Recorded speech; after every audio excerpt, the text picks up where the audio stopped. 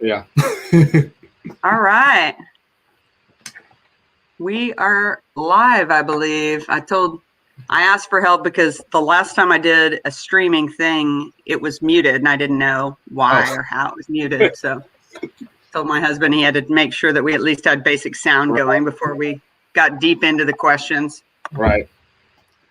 It's kind of a problem. So, good evening to anyone watching. Thank you for being here. I'm Senator Julia Kirt from Senate District 30 in Oklahoma City. And we were really missing, in our office, we've been missing students and student advocates. Usually in legislative session, when it's not the middle of a pandemic, usually we have lots of students coming in and out of the Capitol, and students of all ages. We usually have, lots of elementary students, we have high school students, we have pages, we have college students. And I've really been missing that. And my assistant, Elizabeth Sidler, and I were talking about, well, what could we do? And we just finally decided, well, let's do a forum and see if we can get anyone engaged. And so we sent questions out, a request for questions. So the high schools in my district. So the high schools in my districts are Northwest Classen, which is an OKCPS school, Putnam City West High School, and Bethany High School, and multiple social studies teachers, and asked them to send us some questions from students or comments, to see what people were thinking. And it was great. We got some people responded, and we're so glad. And I'm really thrilled tonight to have Campbell Walker Fields, who's been serving as my policy intern this semester. And he's been doing a lot of reviewing bills and watching meetings and kind of seeing how we operate and helping me be prepared for some of the legislation that comes through. Campbell's a college student, and I'm really pleased that he had the time to work on this. So I asked him if he would help kind of interview me so that I'm not too scripted. So Campbell, I hand it off to you. All righty. All right. So the first question here, we'll start off easy here. But what does a senator do?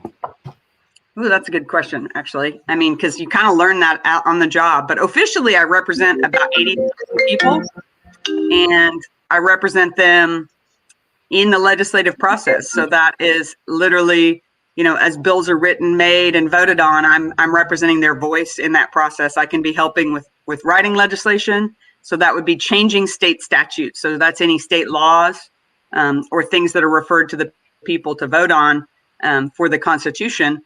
We actually are the ones that write that legislation between the House and the Senate being the two houses of legislature, along with the governor. We can change those laws. So what made you want to run for office?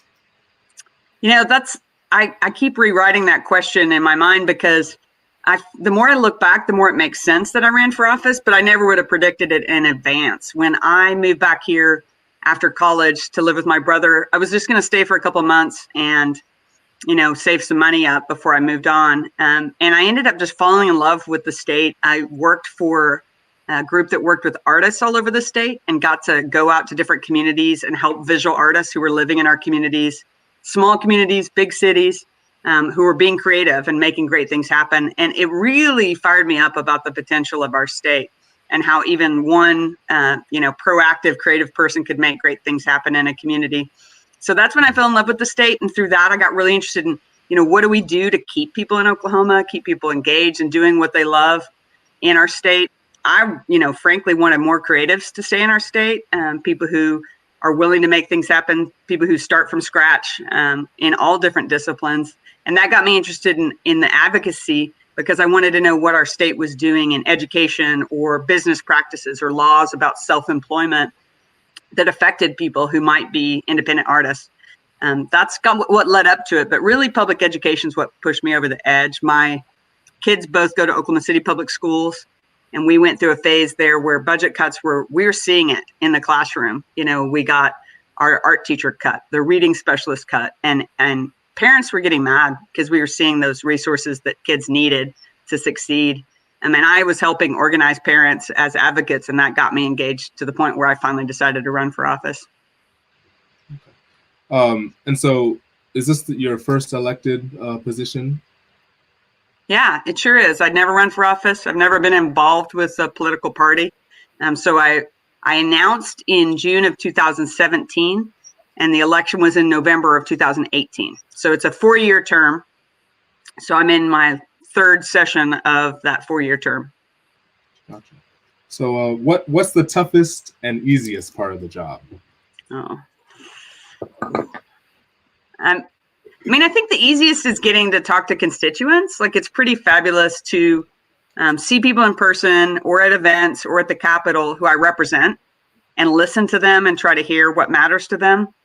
Even when they're calling me because they're upset about something or they're mad about the way I took a vote, it's really meaningful to talk to the people who I'm actually trying to represent well and get a sense of where they're coming from and what's going on in their lives. So that'd probably be the easiest. The hardest was the other hardest part. Toughest, hardest. Yeah, I think the hardest part for me is legislation that I don't think is worthwhile, or I'm not sure what the impact is going to be. A lot of things get passed through pretty hastily. So things, we might not get time to review it, or I wish there was more time to talk to the communities that are affected by the bill. So whether it affects, law enforcement, or does it affect schools? Does it affect local leadership? What does it affect? And I want to be able to talk to those people and find out how they think the bill might impact them. There's very often I'm voting on things without only knowing what the author of the bill has done. So one legislator might have come up with an idea and written it out. And it might be related to higher ed. It might be related to our traffic laws. And I always want to know what research went into that. And it's very hard to vote on things that we're not informed about. That's a really unfortunate part of the way that we operate. Mm-hmm. And so kind of a back end of that, and this is this question was named. So this is from Jaden from Bethany High School. So does being a woman make your job harder for you? That's the question. It's interesting. Of course, I don't know either way. I don't know what it'd be like if I wasn't a woman. But there's some challenges to it. It's still primarily men. I think we're now at like 30, around 25 to 30 women total in 149 legislative seats. So there's 48 senators, 101 House members. So that doesn't represent our communities. Clearly, there's more than 50% women in our state. So it's not equal. I would say there's just one of the things that's most important in the building is relationships. So getting to know people, because you have to build trust to work together. It's not all just a science, equation where we're working out the data and making the right answer. It relates to trust and relationships. And so always there's extra steps. When you don't know someone, they might be from a very different background than you. And it can make it a little harder if you're a woman. But I think there's been a lot of progress in that building over the years. We have leadership that's women. Our floor leader, the majority floor leader, is Kim David. She's been in the legislature for 11 years and is a very respected leader. So I think we've made a lot of progress. We have a women's caucus, which is definitely still needed. The men will joke when we announce women's caucus is coming up, they'll joke that they want to come. And I say, the last 100 years was a men's caucus. So you don't really need to have your own caucus, but it is important for women to be able to get together, I think. I'm not saying that all of us are the same, but, they've shown internationally when women are in leadership that different kinds of decisions are made, that different kinds of collaboration happens. And, frankly, I want to see more of that. I think cooperation is the way to.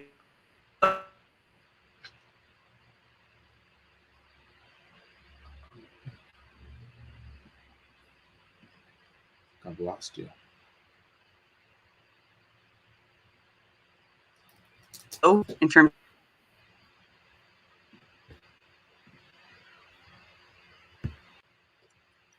Are you back?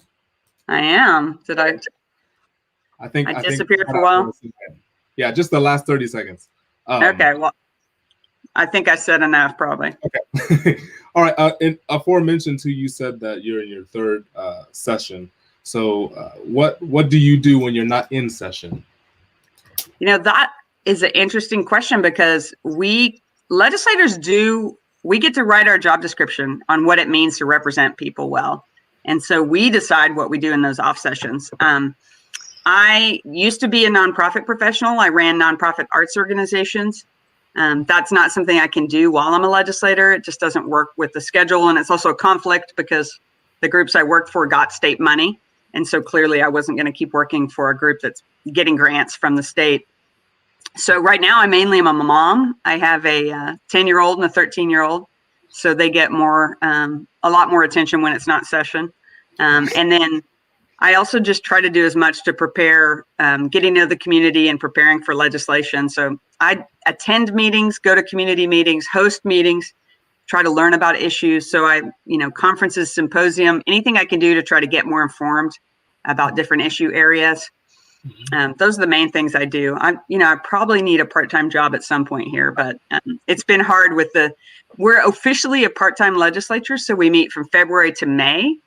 And that's part of how we were established in our Constitution as a state. So that's officially we are a part-time legislature. But, if you want to do a job well, you want to go and really represent people, you have to talk to them. So that's what I spend a lot of time doing off session.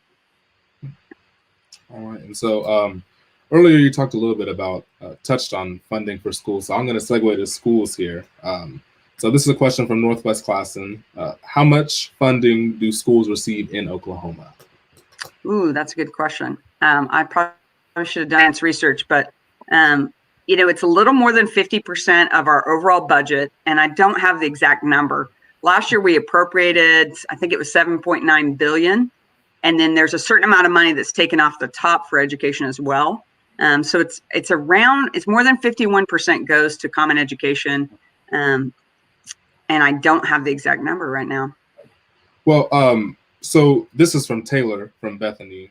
She asks, what are some things that can be done to bring more funding to our state schools? Great. Yeah, that's a really good question. So, despite what we invest being a big percentage of our budget, we are the lowest in the region on our per pupil average. So the only way to compare school district to school district or state to state is to look at how much is spent per student. That's really how the standard for how you look at the money. And our per student average is significantly lower than the rest of the region. So we try to look at those districts near us, in states near us, because we don't want to say someplace with a totally different cost of living. It's not fair to examine, what they're spending in New York City per kid. But we know here that we're spending thousands less per kid. So I think number one, we have to make a huge commitment that we're going to do more. The teacher walkout was huge. And, many of you, probably had your school disrupted and maybe even participated. That was really formative for me to see our teachers and our educators standing up for what they think our schools need, because they wanted that just to be the beginning. And I've been hearing from educators this year, they're so disappointed because they thought that they'd made the point, that it wasn't just about a one-time teacher raise. It wasn't just about a one-time infusion in the schools, but that we needed ongoing investment. So short term, I think we have to make a bigger commitment to reach at least the regional average per student. And frankly, we have to look at our finances. Our budget has not been stable. We rely too much on oil and gas. And over the last 10 years, they've cut taxes and not replaced those revenues. And we got to be realistic. When we give away money, when we turn away tax money, how are we going to pay for those things that matter to us? And I think we've done too much of that. We've given away funds to tax credits that haven't been proven, and we've reduced taxes. And so the first thing I would say is set a goal to really reach the regional average or beyond. And secondly, don't cut taxes unless we know where that money is going to come from, for sure. Our state superintendent makes a budget request each year where they give specific financial goals. And I think those are always they're lofty, but they're what we would need to do to be ambitious and really get what kids need. So for instance, basic money into the funding formula that goes to the schools, but then also counselors. We have very few counselors in our state compared to other states. So that's something that's been a real emphasis from the superintendent that I listen to. How often are the superintendent's goals met? Is it something that's generally met, or is it? I wonder if they've ever been met. I mean, so state agency directors really have a hard time. They have to make a request that they think the legislature might fund, but they also have to really tell us what they think they need to do the job well. So I would say most of the time state agencies and state directors ask for more than they're going to get. I think they do it for good reason, because they're trying to show what's important in the state. But I think a lot of times they don't. So the Reading Sufficiency Act was passed when my son, who's now a 7th grader, was in pre-K or kindergarten. And that was any of you who watch public education, you may have lived it. it affected not being able to pass kids out of third grade unless they had passed the Reading Sufficiency Act. Educators were like, this is a really bad idea. We know that kids don't all perform well on assessments. There were all these concerns raised. And so they made some modifications so that local schools, in partnership with teachers and parents, could make the decision that kids were able to move on. But so in the time between my kid entering pre-K and when he was in third grade, that law changed like 3 or 4 times during that time. But the thing that happened was that law change was supposed to come with money. So it was supposed to be, okay, these kids can't move forward without passing these tests or showing us what they're able to do. But it was supposed to come with money to allow extra reading specialists to help work with kids, extra resources for whatever kids needed in summertime, in springtime, to have smaller class sizes so that kids would be served well. And it didn't come with any of those things. So sometimes we pass those reforms, as we call them, but we don't actually give the resources to make it happen. Just last year was 2 years ago, was the first time they had fully funded the Reading Sufficiency Act request. So those are the specific requests that the State Department made for what they needed to help kids reach their reading goals. So I know that was one where we finally met the request. Of course, 5 years later, I don't know if it still met the need. Right. Okay, so this is kind of a broad question, but just in your viewpoint, what is the state of education in Oklahoma? Things we can fix, things that we're doing well. Things that we're doing well. Yeah.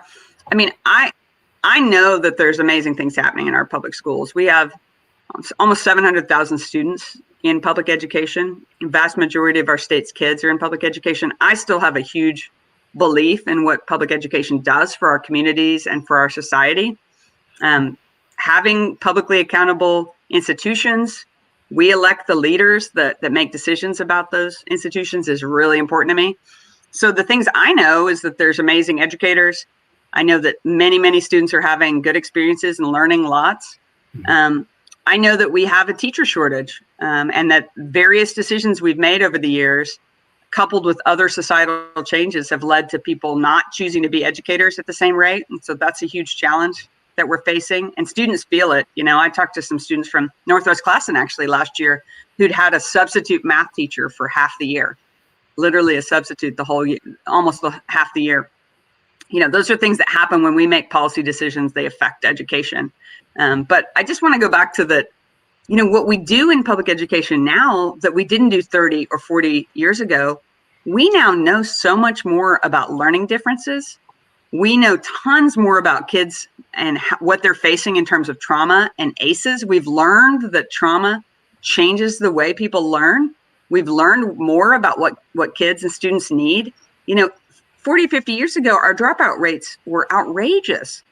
They have significantly gone down from that. Granted, still too many people dropping out. But my point is, we've learned tons about what students need to succeed. We just need to keep applying the resources to make that happen. I see a lot of public educators that are open to changes. We just went through our unbelievable change with the pandemic and online education. There's still a lot of discussion about what's required. So one thing I've talked to high school students about is, things that they may not like that are on the requirement list for credits to graduate. There's an ongoing conversation about what do students really need. We want to make sure students cover the basics, but are there extra things? I talked to a guy a couple of years ago who, he was having to work 30 hours a week to help support his family. He was like, why am I having to take these classes? There were a couple of classes that he felt like were superfluous. So I think that's an ongoing conversation, like what do students really need? Trying to make sure students have opportunities while they're in school. Our career techs provide a lot of programs for students. I want to make sure those opportunities are available to all if they're interested. One thing that we're going through right now that I think has potential, but I don't know how well it's been implemented, I'd love to hear from students, is that they're starting to do that ICAP program, which is a career analysis. It's like a program to help students start earlier with thinking about what they might want to do in the future, and then make sure that they're reaching the educational goals they would need to. So like if they in 7th or 8th grade have an idea of what they might want to do, help them take the high school classes that would help them get there. I guess it makes sense. So I think that's an amazing opportunity. One thing in OKCPS, the Oklahoma City schools I'm really proud of, is the emphasis on mental health. They released the data from there's a needs assessment that the Department of Mental Health and Substance Use does that provides just a anonymous aggregated information about students and where they are. And, students are facing a lot of challenges, and I can't even imagine what those numbers will be like after COVID. But, a lot of folks facing suicidal thoughts, facing depression, not feeling like they have the resources they need for their mental health. And I know Oklahoma City's put a real emphasis on trying to build up mental health capacity because, students from 12 to 18, that's a prime time to be identified if you have a mental health condition that you need to deal with. And certainly substance use, our average age for substance use experimentation begins at 12. So, we need to have resources available for students younger. And that's something I think we're starting to realize, but seeing how schools apply it, I'm interested to see. I don't know, that may have been too broad an answer, but that's where I am. You did touch a little tiny bit on COVID. A student from Northwest Classen asks, how do you feel about students going back full-time during the COVID crisis? It's such a tough decision, and I do not envy the folks who've had to make these decisions over the last year, especially early on when we didn't know how COVID really spread. I think they absolutely made the right decision shutting down last year. I think that had to happen because we had no idea who was going to get it or how. And I really appreciate the districts that took a lot of caution at the start of the year this year. I feel like now we're in pretty good shape to keep people safe now that most adults in the schools have been able to be vaccinated, and we figured out better ways to keep kids safe. I think we did reach a tipping point where virtual education was losing a lot of folks, a lot of people dropping out or just disappearing. And so I think we kind of had to come back in person. I'm still concerned about safety. My daughter just went back to 4th grade after most of the year virtual, and I'm absolutely concerned about safety, but I think that we have a better sense of how to keep people safe. And certainly at least students will know they're not going to, less likely to infect their grandparents or be the ones that are going to spread it to teachers now that so many people have been vaccinated. Can't wait for students to be able to be vaccinated too. Of course, if you're over 16, you can get vaccinated. Just to point that out, if anyone doesn't realize it, you do have to take a parent or guardian with you. Okay, so now some social/local questions. This is from Jared from Bethany. Asks, what do you think about gun control legislation since there has been a rise in public shootings? I feel really strongly that we need to be more careful with gun ownership, gun sales, and having guns in public places. All data shows that when guns are involved, it's just more likely to be deadly. We have some of the highest shooting rates in the country. We have some of the highest domestic abuse rates in the country. So I'm supportive of common sense ways to make sure we're, doing background checks and trying to minimize open carried guns in public. In my time in the legislature, we've expanded gun access. We got rid of licenses. I have real concerns about that. I think that, the point that some of the proponents make is, well, bad guys get guns, and so the good guys need to have guns. But what we know is that when guns are in the picture, it's way more likely to be deadly and lethal. I don't know where we go from here. There's some very strong advocates who speak up for common sense and for responsible gun ownership. And frankly, when I talk to my district, many of them are gun owners, but they think that we should have some safety precautions around who owns and carries in public. I'm a big supporter, but I'll say I'm very much in the minority on that. And if that's an important issue to you, you definitely should speak up. Right. Well, as a kind of to follow up, like you mentioned, you're in the minority on this. Oklahoma is a big Second Amendment, right to carry attitude state. What is there a path? What does it look like trying to get that sort of common sense legislation through? Well, there would have to be a pretty big shift politically. I think one of the things that I get frustrated about is it's very black and white thinking. And, most public policy is not that black and white. People think that any bill related to guns that the NRA supports, you should vote for instance. Well, there is a step too far. So for instance, the state fair is right in my neighborhood. This year when the state fair occurs, there could be open carry guns with people who do not have permits on site. And, to me, that's too far. So there's legislation that could have limited that. Basically, it's really been a political hot button issue for many years, and it's been used as a political, I'll just say, weapon to elect certain folks. And it's become very partisan. And so we're just going to have to see people who are moderates or who are in the majority party who are willing to say this is too far.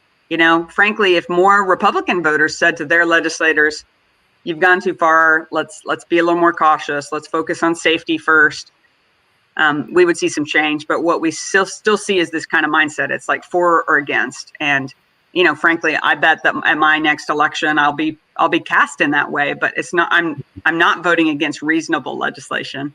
I'm voting against things that are what I view as way too far and unreasonable for safety in our communities. So I think it's going to take a lot more voters telling their elected officials that they don't agree. Yeah.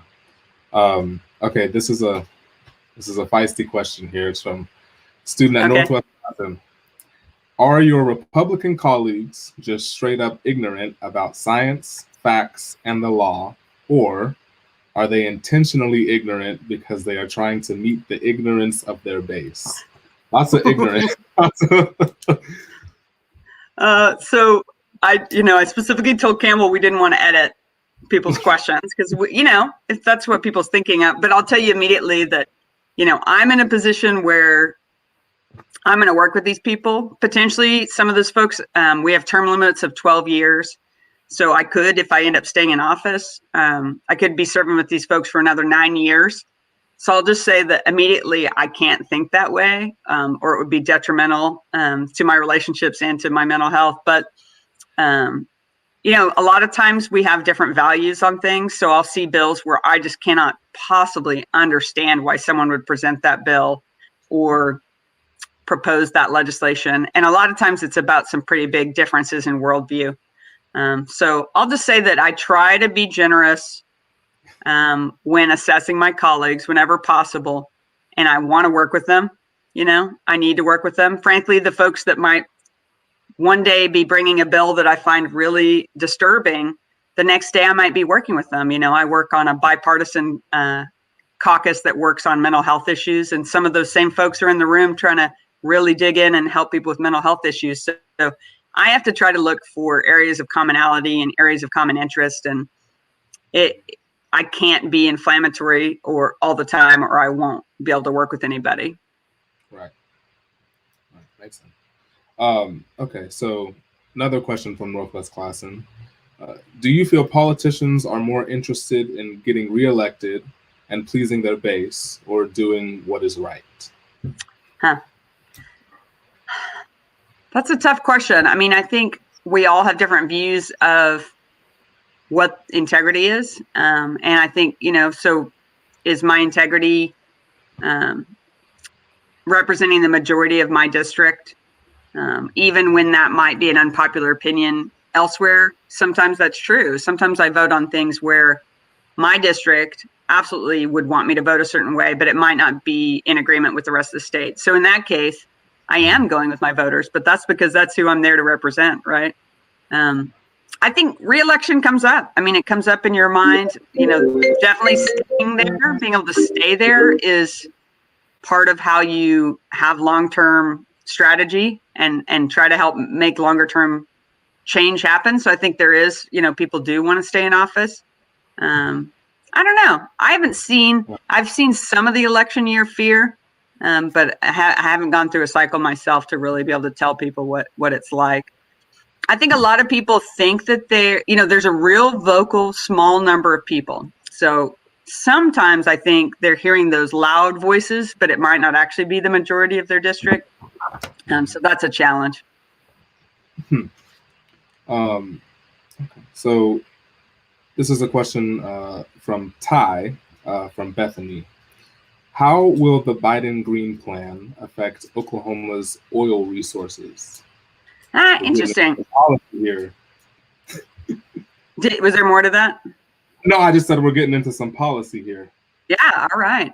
I am not super versed in what Biden's proposal is compared to what previous green plans have been, but I think, diversifying energy sources is huge. Our investment as a state in expanding into the wind energy arena has been big. We spent a lot to do it, but now we're one of the top producing states in the nation. And, a lot of the same skills that work on oil and gas also can work on wind, transmission lines, etc. We have some great examples of how that can work together. I know that oil and gas companies are nervous about their future. This was an unusual year with the pandemic and the prices dropping. That was really hard, but clearly, like for instance, with EV cars, the car industry's made a big decision to move towards electric vehicles, and that's just a reality. Oil and gas is going to they're still going to be needed. We're still going to be making plastic for quite a while, but I think it's going to help our economy as we force more diversification. Hopefully our oil and gas companies are able to do their jobs, but also grow into a new economy as it changes. I think it'll be a pretty big transformation for our state to embrace, new technology. I toured a company the other day called Spears New Technology that's based in South Oklahoma City, that's recycling and revamping electric vehicle batteries. It was incredible. Like, these guys are just state of the art, and those batteries, they take those cars off the road when they're at 80%. Once they've lost 20% of their effectiveness, so they're able to reuse those batteries into all kinds of other things. And it just got me really fascinated by their whole business is based on recycling and reusing, but they're like cutting edge technology, and that's big for our community. So I think it'll get more and more embraced by our state. The downside is, oil and gas are our asset under the ground. And so I think Oklahoma's going to have to be creative moving forward. I don't know that we've gotten enough out of oil and gas to sustain us forever. It's a mining economy is hard as it transitions away. Will there be a fight for the right to repair? The right to repair? Yes, that's it's a organization of fighting for it's fighting to get legislation to protect factory workers as technology increases. Oh, interesting. Yeah. So I've heard that saying, but I have not spent time getting to know it. And so this would be my downside of being so focused in the state policy arena, is that I'm not always as well versed on national mindsets. But I think, we have a lot of challenges around manufacturing and other jobs shifting to new technologies. We have not transitioned education and our workforce as rapidly as things have changed. We're still very much based on an old manufacturing model. I went out and toured lately at Tinker. We have people out there by hand fixing planes from the 1950s. It just blows my mind that the engineering at that time was so good that they've decided it's worth it to revamp and fix those up. It's definitely high tech, but it's done by hand. There's engineers out there figuring out how to reverse engineer parts that aren't manufactured anymore because they're, from the 1950s. So we're using new technology in order to apply it to some of those old processes. But the challenge we have is bringing people into the software and coding, computer science realm. We definitely are not generating as many people in those professions. So how do we help people find that profession, fall in love with that profession? Do we help retrain people? Because there's jobs to be had in our state for software engineers. They actually created a tax credit specifically for individuals who go into software because we're so in need of individuals in that realm. But I think we have to figure out how to really help people retrain and reapply their skills, because I think the manufacturing, the old model is shifting so much. Mm-hmm. Yes. Okay, so this is a question from Northwest Classen. How do you plan on addressing discrimination against LGBTQ people in the workplace? and this is specifically for transgendered individuals. And they also note Oklahoma City only has housing protections. Yeah. I think our city will keep pushing forward and making progress. Tulsa also has some improved protections. I think we keep having to push at the state. I mean, I don't know if you've been following, but there's anti-trans bill was introduced in the House last week. Unfortunately, it was substituted into a bill over there to limit participation in sports. And I'm deeply troubled by that. I think we've come out of an era. I thought we were finally getting away from some of our discriminatory bills, especially ones that were that clearly discriminatory. And so I'm disappointed that we haven't come farther. I think we have to keep fighting. Those of us who do support LGBTQIA, we have to be vocal, and we have to keep pushing our colleagues, and voters as well have to keep saying what's important to them. I know it makes a big difference when people get lots of messages, especially from their own voters, that reminds them that that's not who our state is anymore. We're not going to be a discriminatory state on purpose. And so I think, unfortunately, we're still somewhat in a defensive posture. I do think municipalities are more likely to enact stronger protections. Thank goodness schools and school districts have done so. Oklahoma City Schools has done it. I've seen some of our university policies are very strong. I think that's where we have to begin, and we'll push up to the state level as we continue with that. For now, unfortunately, we keep playing defense. So a couple more questions under this social. Why are cops or why are police held to a different standard and get away with murders? This is from Northwest Classen. Mm-hmm. Yeah, that is such a challenging topic, and I don't think we're addressing it adequately. There's no question that law enforcement is an incredibly difficult job and role in our communities. I think we've put them in a bad situation because of the way that we police our communities when we don't take care of communities rather than focus on policing. I think that we make it worse, but we leave a lot in the hands of our district attorneys, and our district attorneys make those decisions across the state. I am grateful that we've had bystander videos and other ways to try to hold law enforcement accountable. I know that several police units have gotten body cams, and that's certainly assisted with getting actual evidence to show the problems that, many already knew that they were facing, the brutality that so many people have faced, especially African Americans. And, now that that's visible, I think that's helping with prosecutions. I know in the past month, we've had 4 different indictments related to police murder. I'll be interested to see how those cases go, because I know that a lot of people just feel like, well, cases are brought, but that doesn't mean that they aren't brought to, they aren't actually convicted.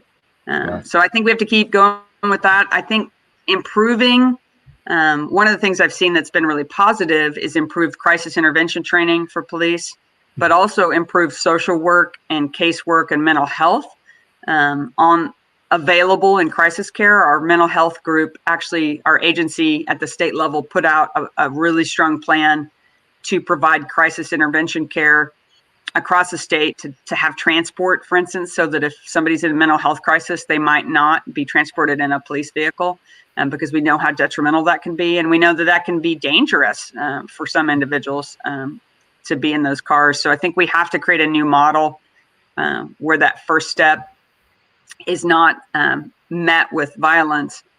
I also just want to add that, we have a real challenge around reinforcing our own biases.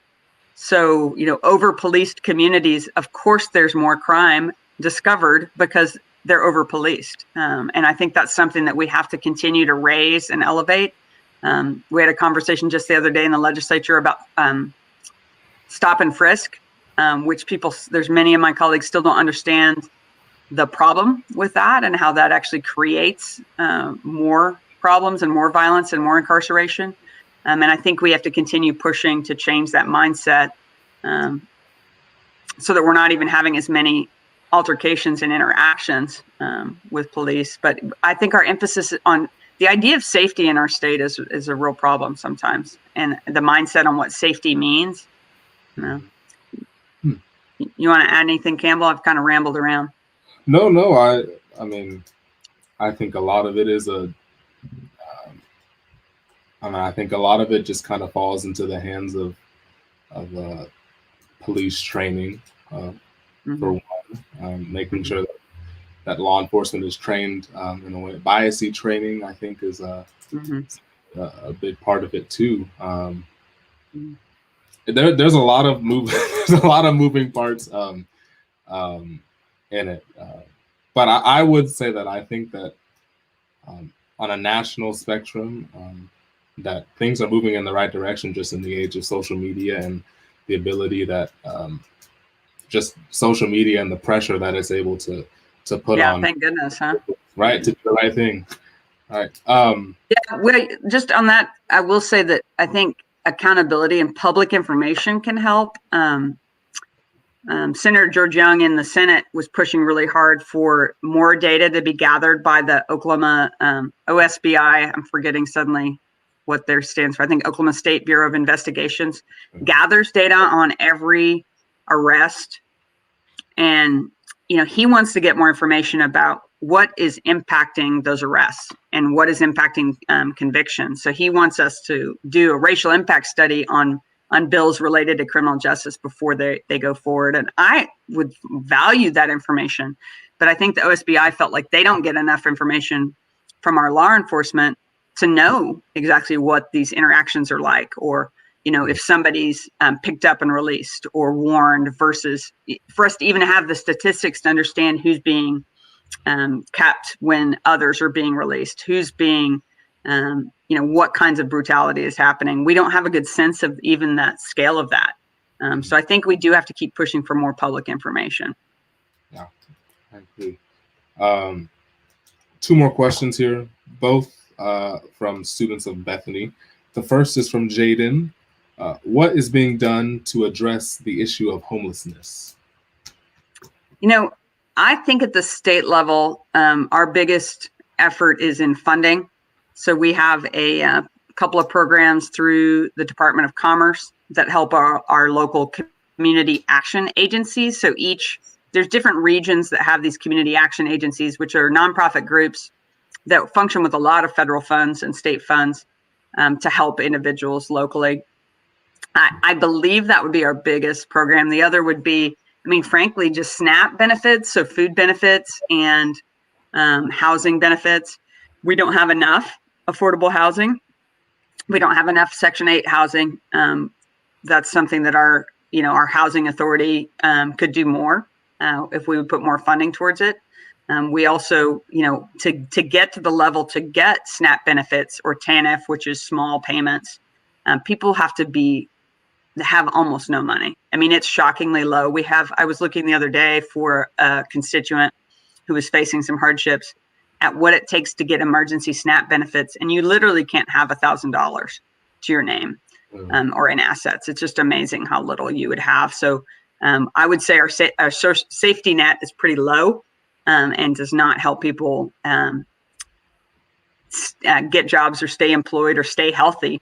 I do think Medicaid expansion is going to help some, because bankruptcies are higher because of medical debt.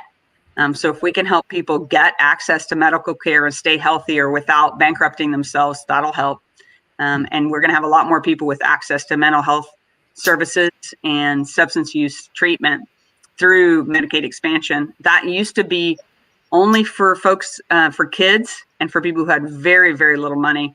Now it will actually include some working Oklahomans, so they'll have access. So that should be positive. Right. Okay, and then the last question in the social realm here. This is from Jackson in Bethany.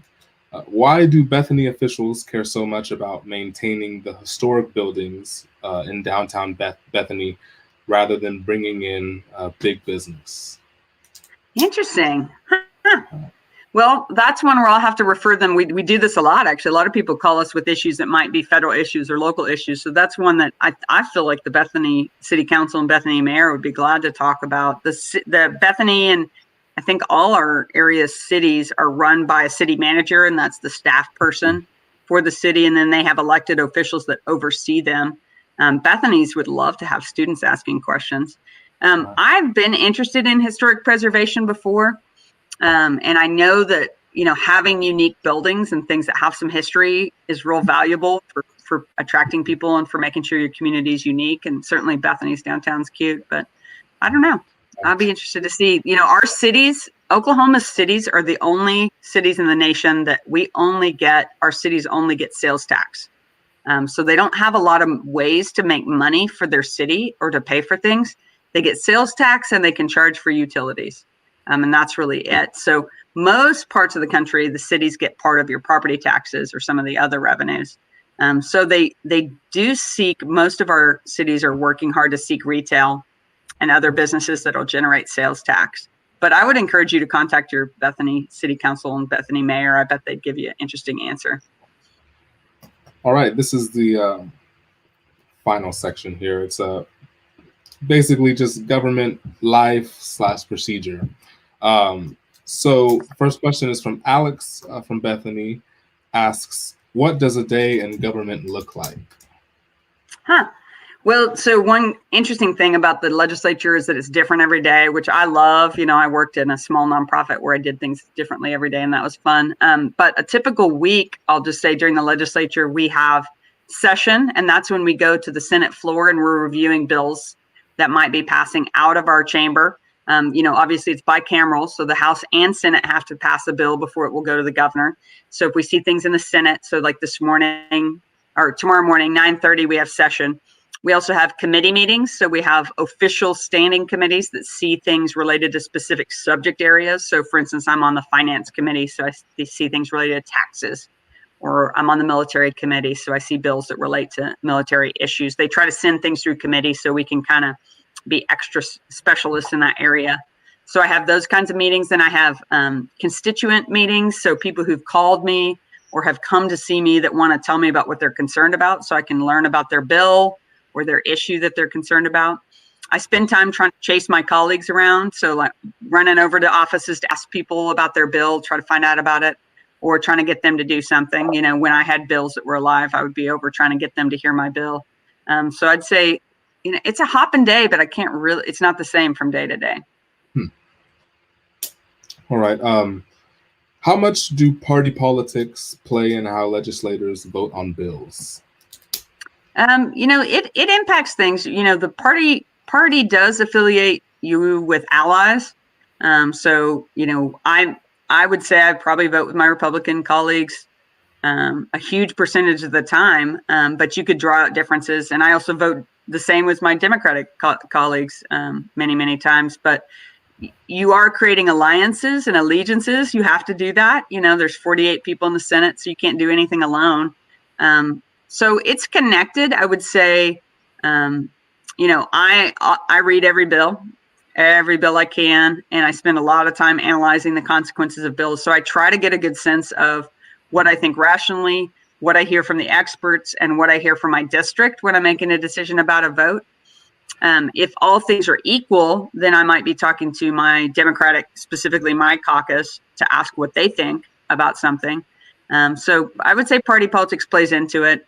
When you see a big announcement or a big press conference, that's usually been orchestrated to emphasize some aspect of a bill that's passed. So that's probably more party politics. But the party is not calling the shots per se. It just kind of makes up the teams, if you want to, if you will. How do you know if you made the right decision on a certain piece of legislation?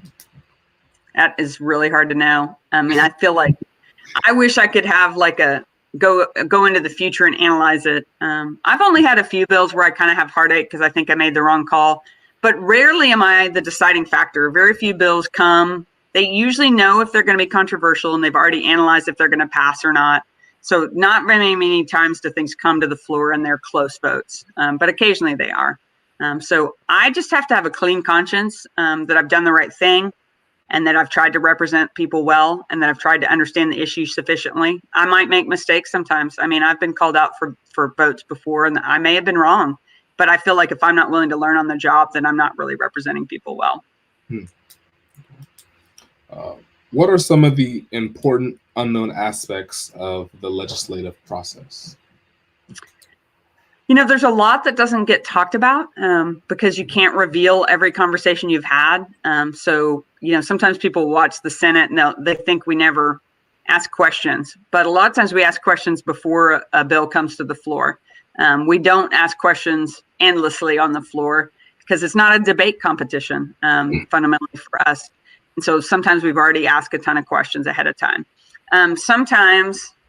Unfortunately, sometimes you're looking at something that was a compromise and it's better than it could have been. So you vote yes on it because you know how bad it could have been and that the author made some changes. So sometimes that can be disappointing to people from the outside because they have an ideal view of how they would want it to go. But frankly, sometimes we have to make small steps at a time, and that can be kind of a hard thing. Those are two things that come to mind. A couple of campaign questions. I'm going to put them together, though. So this is from Taylor and Connor, both from Bethany. How difficult and time-consuming is the campaigning process? And then the second part would be, do you need a lot of money to run a successful campaign? Interesting. Well, state Senate campaigns can be very expensive. You're reaching a lot of people. If you think about representing 80,000 plus people, that's a lot of people to try to reach, to communicate with. I spent about 18 months campaigning. And so that's, for some, that'd be kind of long, but I knew I needed a lot of time to meet people. I knocked on doors. So modern campaign, you still go out and knock on someone's door and try to talk to them. When I first started, I just thought that was so strange. Seems so slow when you could just reach people by social media. But really, if you want to talk to people, getting to talk to them one-on-one is amazing.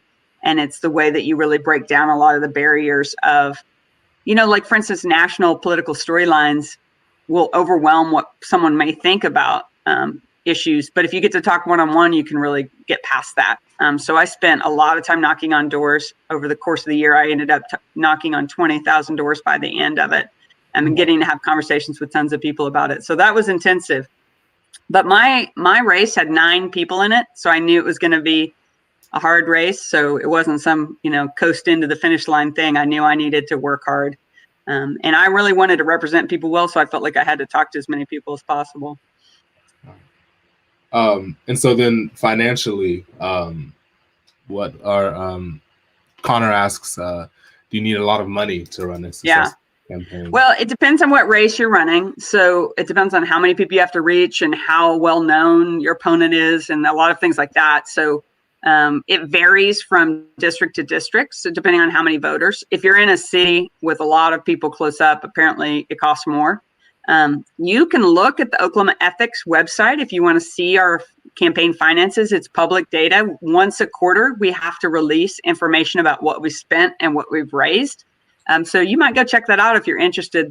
You can look up the governor's campaign and see what he spent and raised. You can look up any of us and check that out. So it varies widely how much people spend, but I'll say a lot. I think people would be pretty shocked how much money we spend because to try to reach people, you spend a lot of time and a lot of effort sending mailers, doing targeted advertising. It takes a lot to reach people. I just have a question now. You said you knocked on 20,000 doors. Are there any notable interactions? Oh, yeah. Yeah, sure. I would say generally, people are busy. And so you're interrupting their lives. And I tried to really not take it personally when people didn't want to talk because it can be really awkward. In some neighborhoods, everybody has their video doorbell and they're not going to answer. And that's fine. But I just tried to meet people as much as possible. I had amazing conversations where people told me about their lives. It was just really such an honor. Like one of the sweetest memories I have is the third time I went to visit one woman. She invited me into her home, which I was real careful about that. I was out there. I usually had someone driving me, but I tried to be careful. But I could just tell that she was such a sweet woman. And she had me in her home. She's probably 60. And she started telling me about her sons. And it was just touching. And her house was neat and perfect. It was a very small home, but she was so proud. And one of her boys had died in a gunfight fight I believe it was gang related. Heartbreaking. She's very close with her grandson. And then her other son went on the Oklahoma Promise Scholarship to college, which is an Oklahoma funded thing for lower income families to make sure kids can go to college. Mm-hmm. And he's thriving. He works for like a city planning department. And she was talking to me about what a difference that made for her family. And I mean, I will never forget that conversation. And I was so honored to learn about her family. And I will protect that program. Like I would not, like this year a bill came up that was going to do some things I didn't like to Oklahoma Promise, and I fought for it. And, she's part of the reason for that. But I had other circumstances. People say very strange things, very strange things. I can imagine. Yeah. All right. Well, just kind of some wrap up questions here. So you do have a term limits. I think you said 12 years. So what are your plans when you can no longer run for a state Senate position? This is from Northwest. I actually saw that on the list, and I kind of like put off thinking about it because I don't know. I did not imagine that I would change careers in my 40s, frankly. I was running nonprofit organizations. I loved my job, but when this came up and I ended up pursuing this, I absolutely am glad I am where I am, and I have zero regrets about being here. But I don't know what I would do because I don't think I could go back to my previous career. I've really enjoyed learning about all aspects of our state, learning about everything from construction to, details about our health care and human services. That's been meaningful to me. So I imagine I'll do something that's got a broader mission in the future. But I don't know exactly. It's kind of hard to picture. If I'm in the full term, I'll be another 9 years. So that feels like I have a while to work that out, right? I know that one thing I know for sure is that I want to make a difference for our state. And I've been committed to that since I decided to stay in the state, is that I believe in the potential of our state. So whatever I'm going to do, I hope it's creating a more inclusive, more proactive, more fabulous version of ourselves in the future. Well, this might be kind of prodding, but do you see yourself maybe or not running to represent Oklahoma in the U.S. Senate, possibly after? At this point, that doesn't appeal to me at all. I really have worked at the statewide level for so long that the issues that I care about tend to be state issues. Whereas the conversation at the national level is not where my brain is. I mean, I might be able to get there, but I can't imagine it. I've not been really into foreign relations or kind of the national policy concerns. If anything, I could imagine going more local in my mindset, because I've always watched closely our city council, our school boards, our county. I think being in elected leadership where you had even fewer constituents is kind of appealing, because I've seen the difference that folks can make in those local elected jobs. But I don't know. It's hard to imagine. Right. All right. This is the last question. So if someone is interested in getting involved in politics, what can they do? A couple of options. So one would be look at groups that advocate for issues you care about. There's so many amazing groups that help people organize around issues that matter to them. So that could be anything from, earlier the folks asking about gun issues. They could join the Moms Demand Action if there's someone who wants common sense gun reform. If there's somebody who really cares about public education, we have there's parents and teachers very active advocating for public education. If you follow those groups, it can help you speak up on those issues at the right time. I really love Oklahoma Policy Institute for the data and information they gather about a broad range of issues. So advocacy groups would be my first suggestion. You certainly can, you can intern with elected officials. We take interns and pages. Our pages are juniors or seniors. I didn't host any pages this year because of COVID, but I will again next year. With interns, wide variety of options there. You can just contact your elected official's office. If you want to get involved with campaigns, you just have to start showing up. And campaigns really are about manpower and people showing up. So I spent a lot of time volunteering for other candidates, and active volunteers are where it's at. And if you are interested, you just start volunteering, and then they will suck you in if you're a motivated person. Right. Well, that's all we've got here. Well, thanks for keeping me on track, Campbell. I really appreciate the students submitting questions. It's really great, and I look forward to being in classrooms again eventually. But meanwhile, thank you. Thanks, Campbell, for helping, and I hope to hear from you. If you're a student out there and you want to come visit the Capitol, you certainly are welcome to do so, or we can plan something in the future. And please speak up and stay involved. Appreciate it.